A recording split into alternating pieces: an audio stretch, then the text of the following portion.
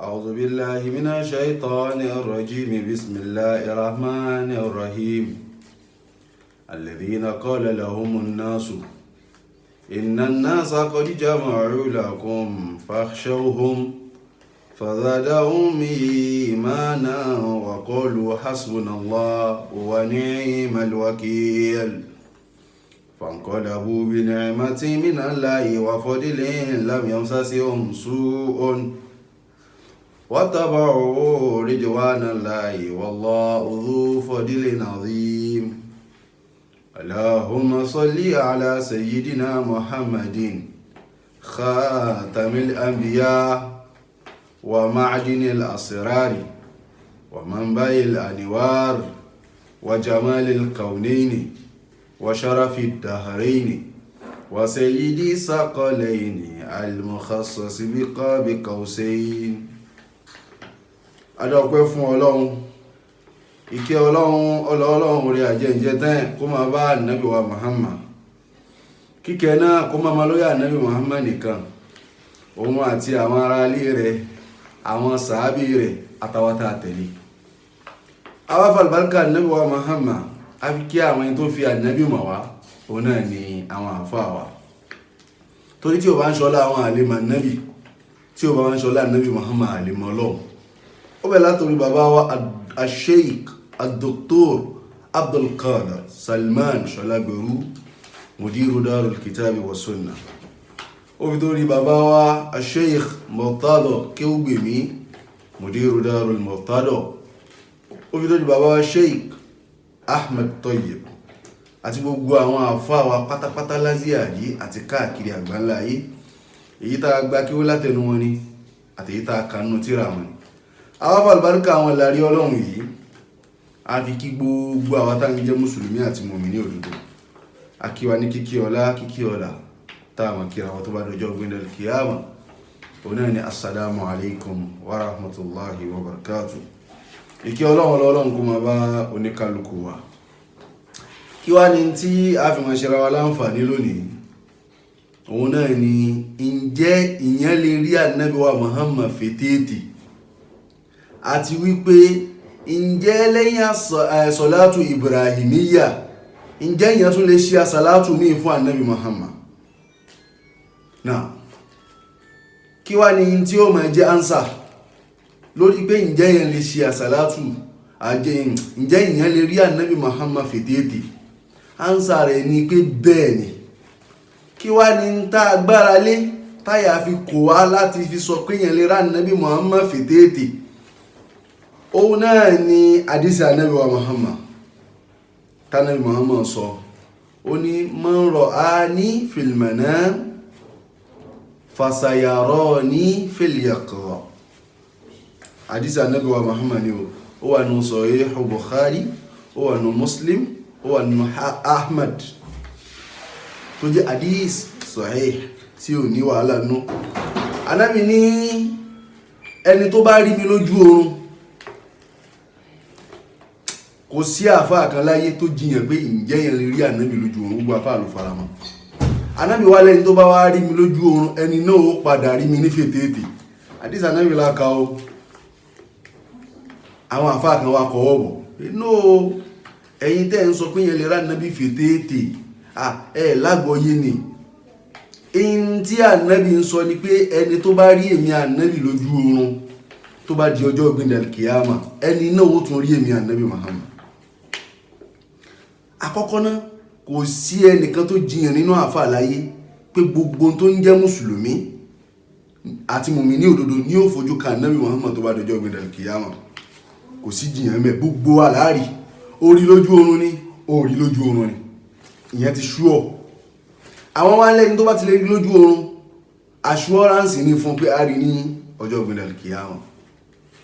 kí wá ní tá a fi máa ṣàlàyé hadisi yìí tí gbogbo wọn ó fi máa mọ̀ wípé ìntánàbí ń sọnù hadisi yìí rírí fètèètè lójú ayé ni.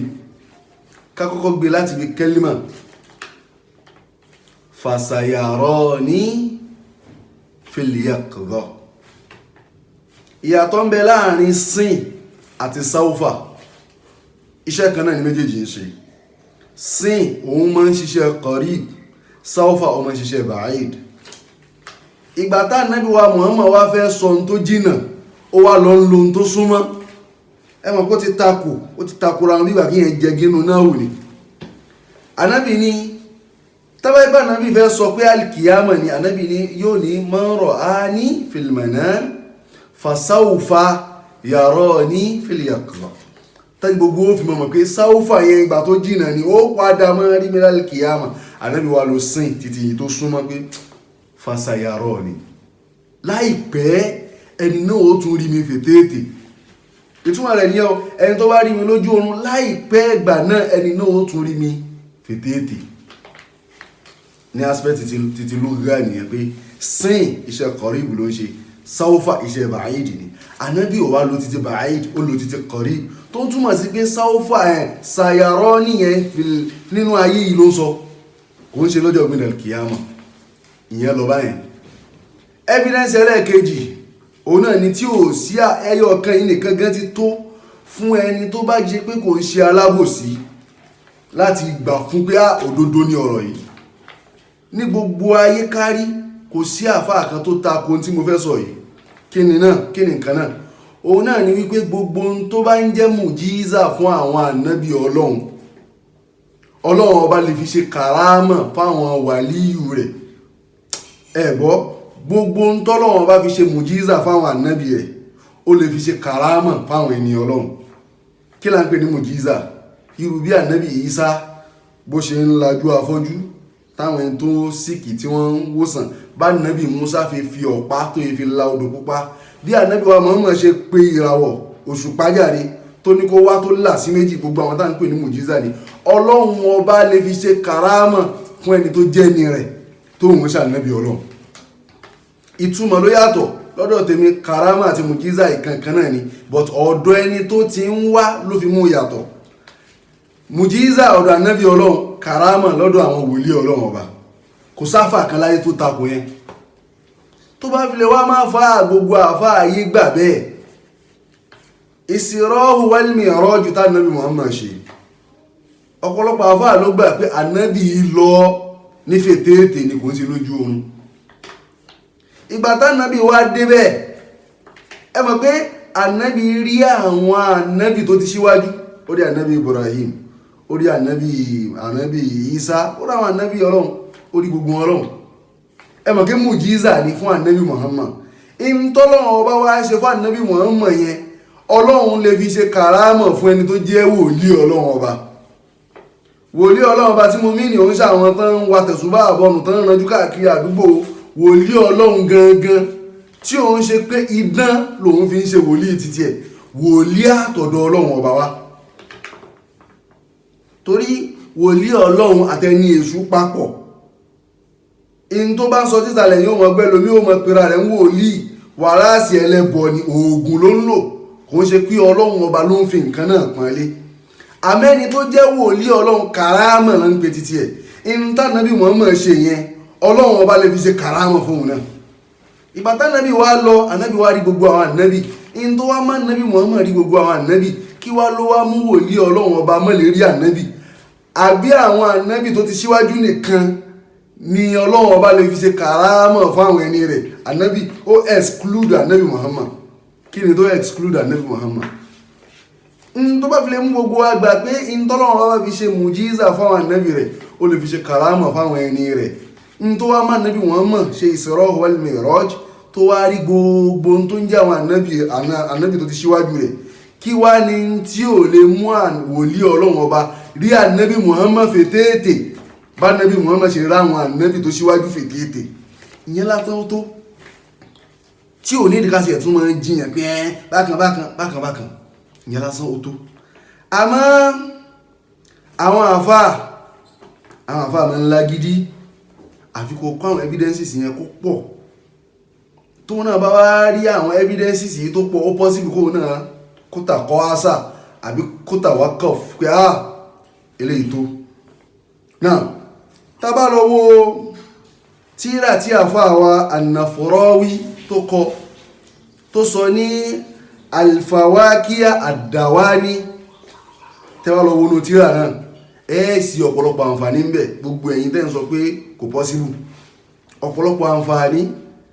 Gbogbo tí màá máa sọ mi bí kódà mi ní mẹ́ńsàn àfọ onísúfì kan, àwọn àfọ onísúnà, àwọn àfáà yín, àwọn náà làwọn dárúkọ. Tó bá fi lè wá mú yín takò àwọn àfáà yín, àjẹpọ̀ máa lè ní ọ̀nù. Ó takò àwọn àfáà rẹ̀ ìwòye sọ̀wọ́n kí ó gidi. Dóò táfà bá ṣe mistake, dandan ni kò tẹ̀lé. Àmọ́ àwọn àfáà yín náà làwọn kóòtù ọ̀rọ̀ àtàwọn tíra wọn.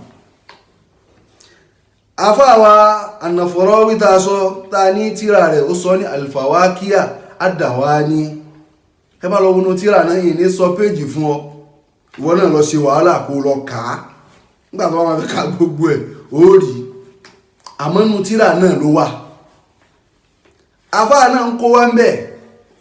Ó ní gbogbo àwọn tá ń pè ní hafizu bitifakil ọ̀fáàdì, gbogbo àwọn àfáà hadith tán múra tán mójútó hadith ànábì tí wọ́n jẹ́ kí nǹkan wọ̀. Ó ní gbogbo wọn ni wọ́n fara mọ́ pé ìyẹn lè rí ànábì Muhammad fètètè. Lọ́wọ́rún tíra náà o, Al-Fawakiya Ad-Dawani lọ́wọ́. Àfáà súnà làfáà wa o, àfáà tó kọ́ o, lọ kàá orí mẹ́. Gbogbo àwọn àfáà lọ faramọ́ pé yẹn lè rí àwọn ọ̀fà. Ó mọ yàrí sí tí àwọn hákú tó lè pè ní hafizu ni. Ó ní gbogbo wọn lọ faramọ́. Ó níbi tí ikhtilafu ti wà lọ́dọ̀ wọn. Òun náà ni wípé tó bá rà nábì náà fètètè, ǹjẹ́ ànábì gangan dìdáàtì yìí òun lórí ni àbí àpèjúwe rẹ̀? Sóhun gangan lórí ni àbí n tó ṣe pé ó ní gbogbo sífà rẹ̀ àmọ́ òun gangan kọ́? Àwọn àfáà wa pín sí méjì lọ́dọ̀ àwọn àfáà oní hadith, wọ́n pín sí méjì lórí ẹ̀. Àwọn àfáà kan sọ wọ́n ní tó o bá rí ní fètètè òun gangan lórí, kò ṣàpèjúwe rẹ̀. Nínú wọn òun náà ni àfáà wa Imam Abu Hamid Al-Ghazali, abẹ́lẹ́bọ ní àfáà wa Ghazali náà, tán ní tó o bá rí òun gangan lórí fètètè. Nínú wọn ni Qarafi. Àwọn yòókù àwọn ní tó o bá rí ní fètètè, wọn náà faramọ́ pé ò lè rí ní fètètè, àmọ́ tó o bá rí ní fètètè òun gangan kọ́ àpèjúwe rẹ̀ lórí. But àfáà wa Ghazali àtàfáà wa Qarafi àwọn ní tó o bá rí fètètè òun gangan lórí. Ẹ gbọ́ mi báyìí. So àwọn àfáà wa pọ̀ lóríṣiríṣi tó ṣe pé nínú àwọn àfáà súnà tí wọ́n fọwọ́ sí pé ìyẹn lè rí ànábì Muhammad fètètè. Nínú wọn ni àfáà wa Alusi, tẹ́bà lọ́wọ́ tíra rẹ̀ tán pè ní Ruhul Ma'ani. Ó mẹ́mẹ́ o, àti dárúkọ Imam Ghazali. Imam Ghazali náà faramọ́ pé ìyẹn lè rí. So tàbá tún wà lọ́wọ́ àfáà wa Imamul Mufassirin Al-Qurtubi, òun gan faramọ́ pé ìyẹn lè rí ànábì wa Muhammad tó rí fètètè tó rí tí wọ́n ṣe pé lójú oorun nìkan. Àbí ṣe mọ́ kí ó di gbogbo àwọn ilé ìta ń ká alẹ́ yìí lọ ni. Àwọn àfáà wa pọ̀ bẹ́ẹ̀. Ibn Hajar òun náà mẹ́mbẹ́. Al-Fatawa Al-Hadisa tó bá lọ́wọ́ tíra ó wà mẹ́. Àwọn hufaz ìyẹn lásán gan ti tó. Àwọn hufaz ittifaqil hufaz. Ó gbọ́ bí ittifaqi al-hufaz. So wọ́n faramọ́ ìyẹn lè rí wáyù tí wọ́n máa ní kò possible. A ti mú àwọn oríṣiríṣi misal, àmọ́ hadith Ànábì wọn mọ̀ wá fún wọn. So eléyìí ó yẹ kó ti tó lápèjúwe fún wa pé ìyẹn lè rí Ànábì wa Muhammad fètètè tí ó sì sí tó lè ní ọmọ rí bẹ́ẹ̀. So àwa ń sọ gbogbo eléyìí táwa ń sọ àwọn ò sọ ń táwa mọ̀, àwọn ò sọ títí wa, à ń sọ ọ̀rọ̀ àwọn àfáà. Àbí Imam Ghazali àfẹ́ ẹlẹ́bọ ni, àfáà wa Alusi àfẹ́ ẹlẹ́bọ ni, Qurtubi àfẹ́ ẹlẹ́bọ ni. Ẹ̀gbọ́, so ìyẹn ní apá bẹ́ẹ̀. Ní apá ẹlẹ́ẹ̀kejì, ǹjẹ́ sọ̀látù Ibrahimiyya nìkan ìyẹn ní láti máa ṣe? Ìyẹn ò lè sàṣàlátù mi fún Ànábì Muhammad. Ọlọ́run ó ṣàánú gbogbo ẹ̀yin tẹ́ ẹ fẹ́ mọ̀, tẹ́ ẹ fẹ́ jẹ́ kí ìfọ̀kànbalẹ̀ kó wà ní Islam. Ọlọ́run ẹ̀yin nu Ọlọ́run nu o, ẹ ti wá sọ ọ̀rọ̀ ẹ̀sìn Islam dọ̀rọ̀ fans base pé irọ́ títí wá rèé títí yín rèé. Ẹ̀yin nu Ọlọ́run, ẹ̀yin nu Ọlọ́run. Àkọ́kọ́ lórí pé ṣéyàn lè sàṣàlátù mi fún Ànábì wa Muhammad lẹ́yìn sọ̀látù Ibrahimiyya, ọ̀rọ̀ pọ̀ lórí ẹ̀. Ibn Mas'ud abẹ́lẹ́bọ̀ lòun náà nínú àwọn sàhábí Ànábì Muhammad, wọ́n lọ bá níjọ́ kan, àwọn jàmáà kan lọ bá. Nígbàtí wọ́n lọ bá Ibn Mas'ud, ó wá ń dá wọn lẹ́kọ̀ọ́ pé ẹ pọ̀ lẹ́ni tí ó máa ṣàṣàlátù fún Ànábì o, bá sàlátù ẹ bá ṣe kí tó bẹ́ẹ̀ náà ni àdápadà orí rẹ̀ á ṣe máa bá ọ. Àwọn ẹni náà lọ bá wọn ń bèèrè lọ́wọ́ rẹ̀ pé ó dá báwo láà ṣe máa ṣàṣàlátù fún Ànábì tí ládàá ó fi tíìkì. Ẹ máa gbọ́ tí Ibn Mas'ud yìí tó sọ o, a ti dárúkọ tíra láti kanta abẹ́kà yìí. Ibn Mas'ud ó wá ní ẹ mọ̀ ní Allahumma ij'al salawatak wa rahmatak wa barakatik ala sayyidil mursalin wa imamil muttaqin wa khatamin nabiyyin Muhammad abdik wa rasulik ila akhir. Ṣé sọ̀látù Ibrahimiyya ló kà yìí? Òun fún wọn ní àsàlátù míì tó yàtọ̀ sí sàlátù Ibrahimiyya. And then sọ̀látù Ibrahimiyya yẹn nígbà tí Ànábì kà fún kò dábẹ́ ṣe ń ṣe yìí náà. Wọ́n bèèrè lọ́wọ́ Ànábì wa Muhammad, a ti mọ bá a ṣe máa sálámà sí ẹ, qad arafna kayfa nusallimu alayk wa kayfa nusalli alayka fi salatina. Wọ́n kọ̀ ìyádà rẹ̀ fi salatina, báwo la ṣe máa ṣàṣàlátù fún ìrẹ́ Ànábì Muhammad nínú ìrun wa. Ẹ mọ̀ kan yán wọ́n ní nínú ìrun wa, wọ́n béèrè pé lẹ́yìn ìrun wa àbí bá a ṣe fẹ́ máa ṣàṣàlátù fún ẹ generally. Wọ́n yán fi salatina, bá a ṣe máa ṣàṣàlátù fún ẹ nígbà tá a bá ń kírun nínú ìrun wa. Ànábì Muhammad wa kọ́ wọn ní sọ̀látù Ibrahimiyya. Allahumma salli ala Muhammad, Allahumma salli ala Muhammad wa ala ali Muhammad kama salla ila akhir. Ibi táwọn àfáà yìí ti wá ya alábòsí, ìgbà tá Ànábì Muhammad wá ka sọ̀látù Ibrahimiyya fún wọn tán, ẹni tó béèrè lọ́wọ́ Ànábì kí wá ní tó sọ, wọ́n ní sọ̀fẹ́ fún yín.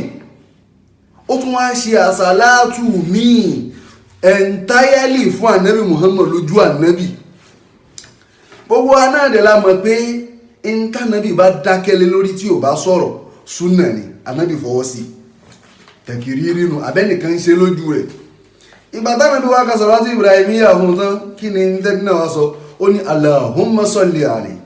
Àsàlátù kọ́ nìyẹn lójú Ànábì Muhammad. Ànábì Muhammad sì sọ̀rọ̀, kí wá ló dé kẹ́yìn wá ní ìwọ̀gbọ̀dọ̀ sàṣàlátù mi? Gẹ́gẹ́ bí ọ̀rọ̀ àfáà mi kan, àfáà mi wọ́n ní ìgbà tí wọ́n béèrè lọ́wọ́ Ànábì Muhammad pé báwo la ṣe fẹ́ mọ́ sàṣàlátù fún ẹ nínú ìrun wa, ẹ̀yin wá tún ń ṣe lẹ́yìn ìrun, bídíà mí lẹ́yìn náà tún gbé dé yẹn, ajẹ́pọ̀ ń bídíà gbogbo ẹ̀yìn tẹ́ ń gbéra yín ló ń sún náà. Torí pé kí ni wọ́n kọ ìyádà rẹ̀ fi salatina. So ní rí jù báyìí lọ. So ìyẹn lè rá Ànábì Muhammad fètèètè, ìyẹn dẹ̀ lè ṣàṣàlátù mí fún Ànábì wa Muhammad. Àmọ́ in terms of afdaliyya pé èwo ló lọ́lá jù, ó ṣàṣàlátù tí ò lọ́lá. Àmọ́ a máa gbé ọlá fún èyí tí náà sù rẹ̀ tó wá látọ̀dọ̀ Ànábì Muhammad, which is sọ̀látù Ibrahimiyya. Ìwà gbọ́lá fún ọwá túmọ̀ sí pé yìí ò lè ṣe mí. Kí àwọn àfáà kan wá ní sọ̀látù Ibrahimiyya ojú Al-Qur'ani lọ, sọ̀látù Al-Fatiha ojú ọ̀rọ̀ kọ́rọ̀ ni àwò faramọ́ yìí, ọ̀rọ̀ tí ò lọ ni. So lórí ọ̀rọ̀ pé ǹjẹ́ ìyẹn lè rí Ànábì Muhammad fètètè kí tún fún alẹ́ example kan. Wọ́n pe àfáà àgbà kan ní Sheikh Sha'rawi, ẹni tẹ́lẹ̀ bí ó sì wà láyé, wọ́n pè ní Sheikh Sha'rawi. Ọmọ Sheikh Sha'rawi ó ní nígbà tí bàbá òun fẹ́ kú bàbá òun sọ pé ashhadu an la ilaha illallah wa annaka ó náwọ́ tó ń túnmọ̀ sí pé ó rí ànábì Muhammad fètètè wà náwọ́ sí pé wa annaka rasulullah àti ìwọ tí mo ń wò yìí òjíṣẹ́ Ọlọ́run ọba ní ọ́